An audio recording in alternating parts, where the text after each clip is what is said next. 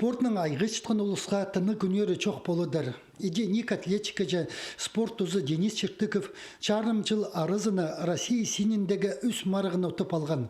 Пастып Москвада болған хазны синіндегі марығды 5 километр жолды чүгіріп чеңісші болыпсқан. Аның мұндоқ чарым марафон тарласқан.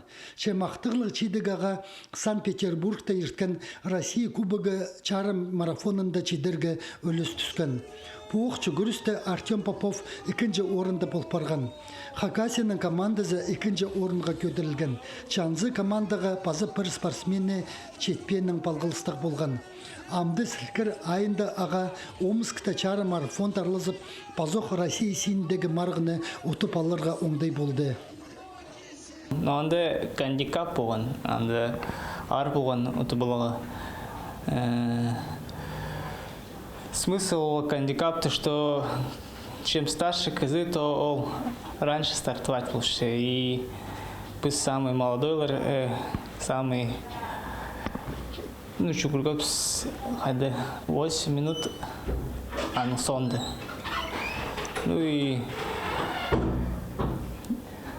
Хадитига нелегко победа болған, хотя кубок-то намного проще мега болған, но Мындық бөз кішетігілерге тізің, Денис Кисловодскта ерткен сборларда арлызып сық болған. Сағым ол ЦСКАның біріктілген командасына кірче. Амды ол пучапсық керекті ұзыр ұдырға пөкінче. Вешінәте, әнді Кисловодскта лоқс высокогорье, әнді 1 километр.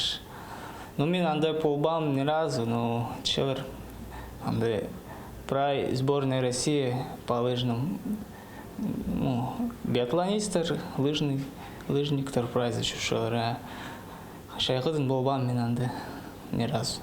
Пужил сақшы пашкилігі, если полбас пазы сборлар, андары пашкилігі сақшы. Россияны кедіркі қазынлар абылып шытқанды біздің спортсменер Францияда ертірі чайғы олимпиада кірпілбанар. Че анзына Денис Чертыковтыңны ачырғын менжі.